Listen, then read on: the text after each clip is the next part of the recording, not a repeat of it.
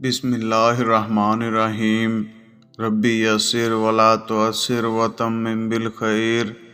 السلام علیکم ناظرین، امید ہے آپ سب خیریت سے ہوں گے۔ ناظرین، قصص الانبیاء کی ایک نئی قسط کے ساتھ حاضر ہیں۔ ناظرین ذی وقار، آج ہم حضرت صالح علیہ السلام کی اونٹنی کا قصہ بیان کرنے والے ہیں۔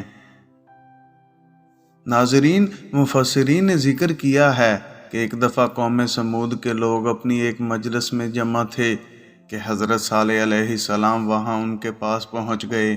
انہوں نے ان کو اللہ کی توحید کی دعوت پیش کی، ان کو واعظ و نصیحت کی، اللہ کے عذاب سے ڈرایا اور ان کو اللہ کی اطاعت و فرما برداری کا حکم دیا۔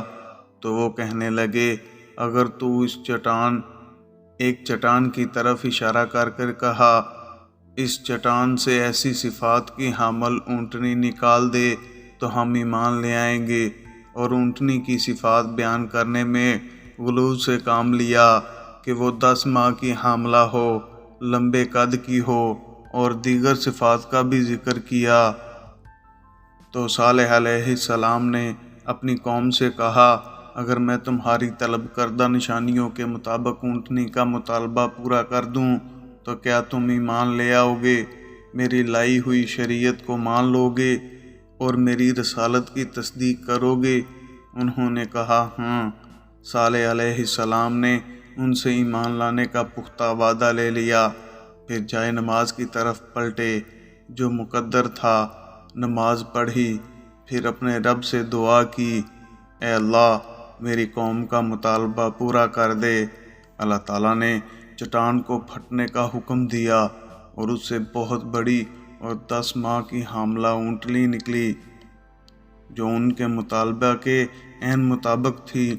ناظرین ذی وقار، جب انہوں نے سوال کے مطابق اونٹنی دیکھی تو انہوں نے اسے عظیم الشان ہیبت ناک منظر قدرت عالیہ کا نمونہ، قطعی دلیل اور روشن برہان پایا۔ اس کے نتیجہ میں بہت سے لوگ ایمان لائے اور اکثر کفر و ضلالت پر اڑے رہے اور ہٹ درم بنے رہے۔ اس لیے اللہ تعالیٰ نے فرمایا، فَظَلَمُوا بِهَا، انہوں نے اونٹنی پر ظلم کیا اور انکار کیا اور حق کی پیروی نہ کی۔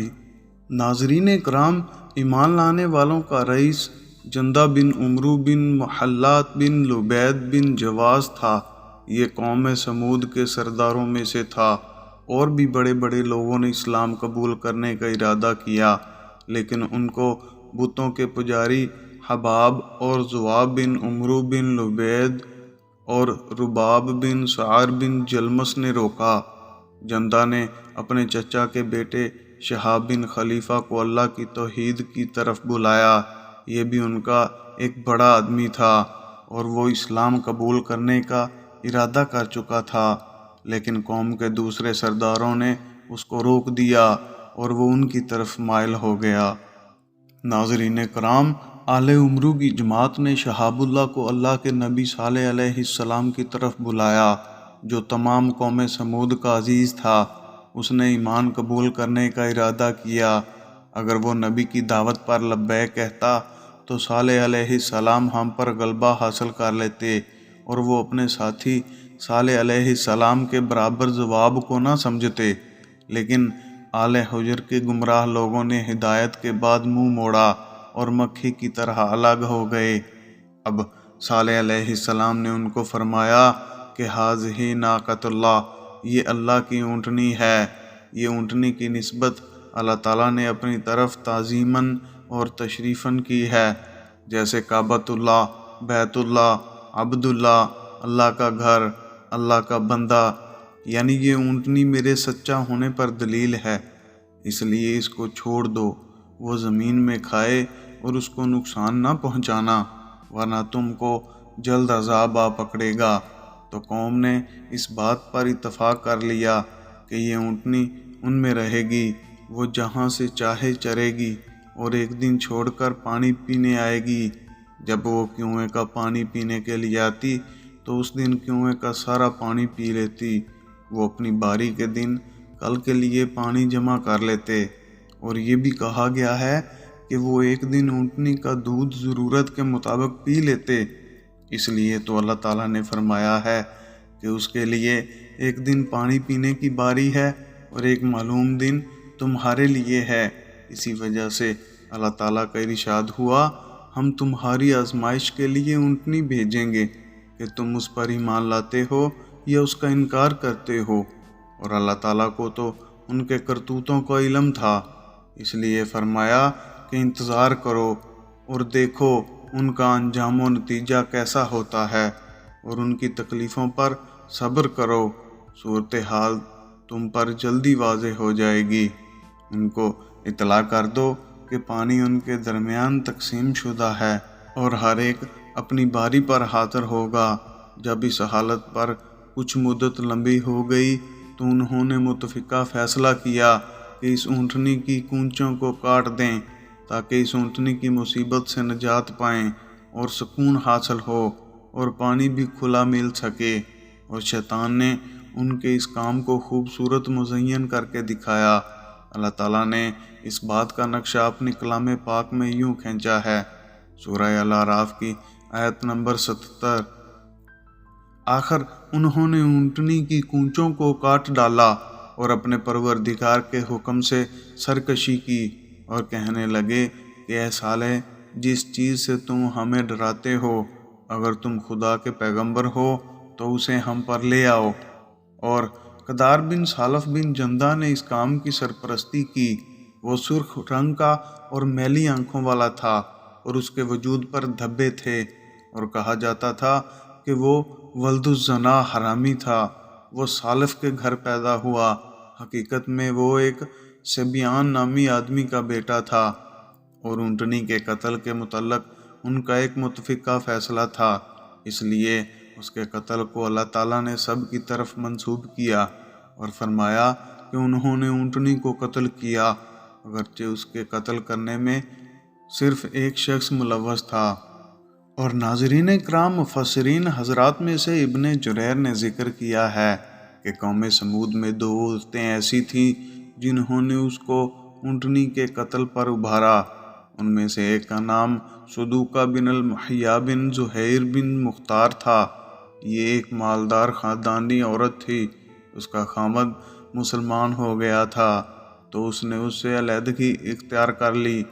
پھر اس نے اپنے چچا زاد بھائی مصرع بن مہرج بن الحمیہ کو بلایا اور اس پر اپنا آپ پیش کیا، لیکن شرط یہ لگائی کہ وہ اونٹنی کی کونچیں کاٹ دے۔ دوسری عورت کا نام عنیزہ بنت غنیم بن میجلز تھا۔ اس کی کنیت غنمہ تھی۔ وہ ایک کافرہ اور بوڑھی عورت تھی۔ اس کی زواب بن عمرو خاوند سے 4 بیٹیاں تھیں۔ یہ آدمی سرداروں میں سے تھا۔